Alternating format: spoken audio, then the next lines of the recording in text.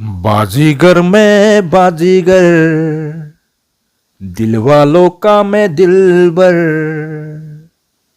हो दिल दे के दिल दिया है सौदा प्यार का किया है हारी बाजी जीता दिल हार कर बाजीगर मैं बाजीगर दिल वालों का मैं दिलबर। নমস্কার বন্ধুগণ, আজ আমার এই প্রোগ্রামটি শাহরুখ খানের আজ ৬০তম জন্মবার্ষিকী, তাই আমি আমার এই প্রোগ্রামটি শাহরুখ খানের নামেই উৎসর্গ করছি এবং একই সঙ্গে আমাদের নিয়মিত শ্রোতা রিয়াজ রিজভিকেও আমি অনেক অনেক ধন্যবাদ জানিয়ে ওনার রিকোয়েস্টে আমার এই প্রোগ্রামটি শুরু করছি। বন্ধুগণ, আজ আমি কথা বলবো 1993-তে রিলিজ হওয়া শাহরুখ খানের লাইফের এক মহত্বপূর্ণ ছবি এবং ছবিটির নাম ছিল বাজিগর। হ্যাঁ বন্ধুগণ, বাজিগরই সেই ছবি, যে ছবিটি শাহরুখ খানকে আজ শাহরুখ খান হিসাবে পরিণত করেছিল। এবং বাজিগর শুধু শাহরুখ খানের লাইফেরই টার্নিং পয়েন্ট ছিল না, এই ছবিটি আরও ৩-৪ জনের লাইফেরও টার্নিং পয়েন্ট হয়ে দাঁড়িয়েছিল। আমি বলতে চাই এই ছবিটি মিউজিক ডাইরেক্টর আনু মালিকের লাইফেরও এক টার্নিং পয়েন্ট ছিল এবং শিল্পা শেট্টি এই ছবি দিয়ে ইন্ট্রোডিউসড হয়েছিলেন হিন্দি সিনেমা জগতে। তাই এই ছবিটি অত্যন্ত লাকি হয়েছিল এই তিনজনের জন্য, শাহরুখ খান, আন্নু মালিক এবং শিল্পা শেট্টি। এছাড়াও সিনেমার ডাইরেক্টর আব্বাস মস্তান বা প্রডিউসার গণেশ জৈন, ওনাদেরও লাইফের এক বিশেষ ছবি ছিল বাজিগর। ছবিটি 1993-তে রিলিজ হয়ে এবং সুপার ডুপার হিট হয়ে ওই বছরের চতুর্থ সবচেয়ে বেশি হিট ছবির মধ্যে একটা ছিল এই ছবিটি। ছবিটির বাজেট অ্যারাউন্ড 2 crore ছিল এবং ইন্ডিয়াতে 7.5 crore মানে 7.5 কোটি টাকা কামিয়েছিল এবং অল ওভার ওয়ার্ল্ডে এই ছবিটি 14 কোটি টাকা কামিয়েছিল। এই ছবিটিতে আমরা দেখতে পাই শাহরুখ খানের ছাড়াও কাজল শাহরুখ খানের অপোজিটে অভিনয় করেছিলেন এবং শিল্পাকে এই ছবিতে ইন্ট্রোডিউস করা হয়েছিল, শিল্পা শেট্টিকে। এছাড়া সিদ্ধার্থ রায় এক মহত্বপূর্ণ চরিত্রে অভিনয় করেছিলেন। এছাড়া এই ছবিটিতে আমরা যদি দেখতে পাই, আমরা দিলীপ তাহিলকে পাবো। এই ছবিতে কমেডিয়ান জনি লিভার দুর্দান্ত রোল করেছিলেন। দীনেশ সিংগুকেও আমরা এই ছবিতে দেখতে পাবো এক বিশেষ মানে মুহূর্তপূর্ণ রোলে, এক কমেডিয়ানের রোলে দীনেশ সিংগুও ভালো রোল করেছিলেন। এছাড়াও আরও অন্যান্যরাও ছিলেন এই ছবিতে। কিন্তু এই ছবিটি যার উপরে বানানো হয়েছিল সেটা হলো গিয়ে শাহরুখ খান। শাহরুখ খান ছাড়া এই ছবিটিতে অন্য কেউকে আমরা ভাবতে পারিনি। শাহরুখ খানের লাইফের টার্নিং পয়েন্ট ছিল এই ছবিটি। শাহরুখ খান এর আগেও 2-3টা ছবি করে ফেলেছিলেন। আমরা জানি দিল আসনা হে ওনার প্রথম ছবি, সেকেন্ড দিওয়ানা সুপার ডুপার হিট হয়েছিল। এছাড়াও 1993-তে ওনার এই ছবিটি ডর ছবিও রিলিজ হয়েছিল এবং সুপার ডুপার হিট হয়েছিল। ডর ছবিতে টোটালি নেগেটিভ রোল করেছিলেন, কিন্তু বাজিগর সবাইকে ছাপিয়ে গিয়ে ওনার লাইফের বেস্ট ছবি হয়। এই ছবিতে আমরা কুমার শানুর গানও আমরা শুনতে পাই। কুমার শানুর যে কালি কালি আঁখে যে গোরে গোরে গাল, এই গানটি কুমার শানুকে বেস্ট ফিল্মফেয়ার অ্যাওয়ার্ড এনে দিয়েছিল as a best mail singer. এবং আনু মালিক এই ছবি দিয়ে কামব্যাক করেছিলেন। আমরা জানি আনু মালিক লাইফের প্রথম পুনম সিনেমা দিয়ে উনি মার্কেট মানে হিন্দি চলচ্চিত্রে আসেন। তারপর কিছু অনেক ভালো ভালো সিনেমা উনি করেছিলেন, যেমন ধরেন এক জান হ্যায় হাম, তারপর ওনার মর্দ, বা আরও কয়েকটা সিনেমা ছিল যেগুলোতে উনি সুপার ডুপার হিট গান দিয়েছিলেন, যেমন সনি মহিবাল। তো ওই সব সিনেমাতে ওনার এক টাইপের ইয়ে ছিল, মিউজিক ছিল।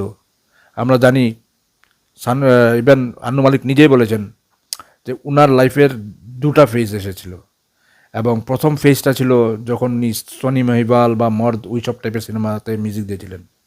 উনি বলেন উনার লাইফের বেস্ট দুটা সঙ্গী উনার লাইফে হয়েছে, যে উনার কেরিয়ারে মানে মিল্কা পাথর, হিন্দিতে বলে মিল্কা পাথর সাবিত হয়েছিল।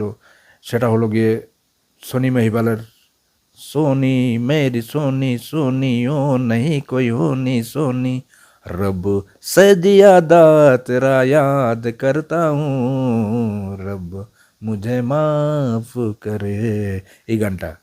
কিন্তু উনার সেকেন্ড ইনিংস উনি বাজিগর দিয়ে খেলেছিলেন। বাজিগরে উনি বাজিগর গানটির মিউজিক করে উনি বুঝিয়ে দিলেন যে উনি সত্যিকারের বাজিগর। মানে কি বাজিগরের মানে হারা হুয়া বাজি জিসনে জিত লিয়া ও হি হ্যায় বাজিগর। প্রথম ফেজ উনার শেষ হয়ে গেছিল 90s-এই, 90s-এর আর্লি 90s-এর মানে লেট 90s-এর মধ্যে উনার ফার্স্ট ইনিংস শেষ। মধ্যেখানে অনেক বছর গ্যাপ হয়ে গেছিল। মিউজিক ডাইরেক্টর অনেক চলে এসেছিলেন, আনন্দ মিলন্দ, তারপর নদীম শ্রবণ বগেরা এসে গিয়েছিলেন। মার্কেটে আনু মালিকের নামই লোকেরা ভুলে গিয়েছিল। কিন্তু আব্বাস মস্তানের নির্দেশনায় ছবি রিলিজ হয় বাজিগর, এবং গণেশ জৈন এবং রতন জৈন মানে ভেনাস ইন্ডাস্ট্রিজ, ভেনাস যে ক্যাসেটের যে এই কোম্পানিটা, সেই কোম্পানিটা প্রডিউস করে এই এই সিনেমা বাজিগর। এবং ওদের দৌলতে আবার উনি চান্স পান অ্যাজ এ মিউজিক ডাইরেক্টর আনু মালিক, এবং এসে দেখিয়ে দিয়েছিলেন যে উনি সত্যিকারের বাজিগর। তারপর তো হিস্ট্রি আমরা জানি, একের পর এক সুপার ডুপার হিট মিউজিক দিয়ে হিন্দি সিনেমায় কাঁপিয়ে দিয়েছিলেন আনু মালিক। হ্যাঁ, কিন্তু আমি আজকে কথা বলছি শাহরুখ খানের সম্বন্ধে।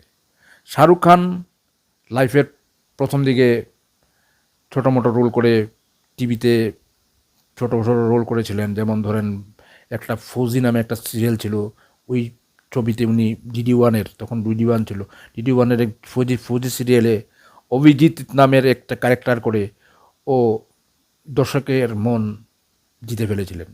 তারপর সার্কাস নামে একটা সিরিয়াল আসে, সেটাতে উনি দুর্দান্ত অভিনয় করেন।